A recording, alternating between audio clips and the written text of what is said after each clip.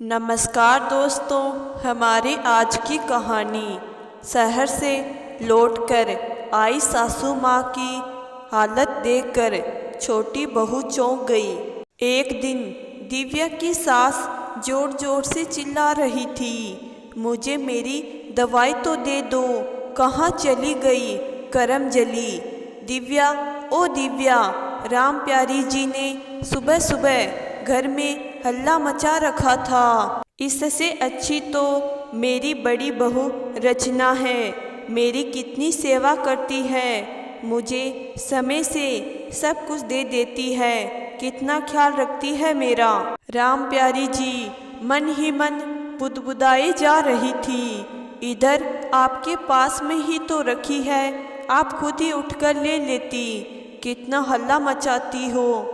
छोटे बेटे रवि ने झल्लाकर कहा। इतने में छोटी बहू दिव्या दौड़ती हुई आई और सास को दवाई देते हुए बोली, मैं बिटिया को सुला रही थी, थोड़ी ही देर तो हुई है मम्मी जी।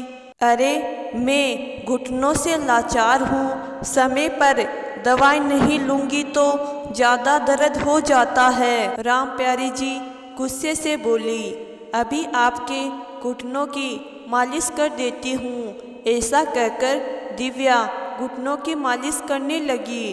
राम प्यारी जी के दो बेटे रवि और अनिल थे। राम प्यारी जी अपने छोटे बेटे रवि के साथ ही रहती थी।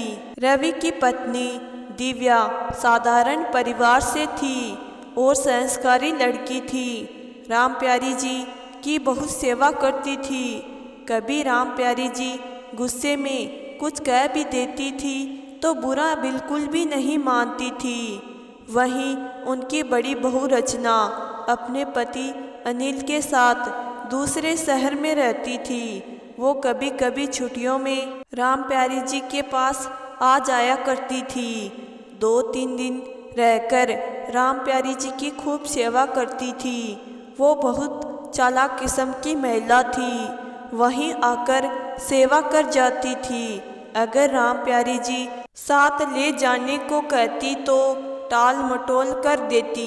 राम प्यारी जी भी उसी का गुणगान करती रहती थी। बड़ी बहू ऐसा करती है, वैसा करती है, समय से पहले ही मेरा काम कर देती है, वगैरह वगैरह। दिव्या को ये सब सुनना पसंद नहीं था। उसे रचना भाभी की तारीफ करने में कोई परेशानी नहीं थी। उसे परेशानी इस बात से थी कि मम्मी जी उसके बारे में कभी कुछ नहीं कहती थी, पीठ पीछे उसकी ही बुराइयां करती रहती है। कोई मिलने आता भी था तो बड़ी बहू रचना के ही गुणगान करती रहती थी और दिव्या से अपने साथ साथ मेहमानों की भी सेवा करवा लिया करती थी और पीठ पीछे उसे कामचोर और आलसी बहू कहती रहती थी। वो दिव्या को अक्सर सुनाती रहती थी, जिसके साथ रोज रहते हो उसी की कमी ही दिखाई देती है और जो 1-2 दिन आकर सेवा करता है वो सबसे अच्छा होता है। राम प्यारी जी की स्थिति भी यही थी। दिव्या चाहती थी कि मम्मी जी को रचना भाभी का सच पता चले, जैसी वो दिखती है वैसी है नहीं। एक बार अनिल बहुत बीमार पड़ गया तो राम प्यारी जी को वहाँ जाना पड़ा। राम प्यारी जी पूरे 5 महीने रहकर आई।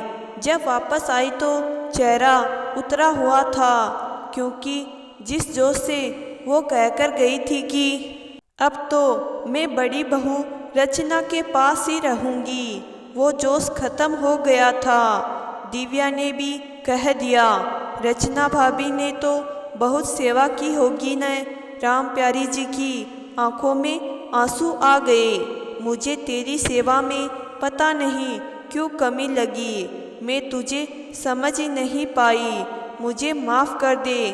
कमी तो मेरे अंदर भी है, मैं तुझे कितना कुछ सुनाती रहती हूँ पर तूने कभी पलटकर जवाब नहीं दिया और मैं हमेशा बड़ी बहू रचना का ही गुणगान करती रही। अब मैं हमेशा तेरे पास ही रहूँगी। मेरी बेटी हो सके तो मुझे माफ़ कर देना। रचना बहू ने मुझे धक्के मार के घर से निकाल दिया। दवाई तो छोड़ो, 2 वक्त का खाना भी बड़ी मुश्किल से खाने को देती थी। आज मुझे अपने पर पछतावा हो रहा है। दिव्या को खुशी हो रही थी कि आखिर माँ को सही और गलत की पहचान तो हो गई। तो दोस्तों, मैं आशा करती हूँ कि आज की कहानी आपको ज़रूर पसंद आई होगी। कहानी पसंद आई है तो कहानी को लाइक और चैनल को ज़रूर सब्सक्राइब करना। धन्यवाद।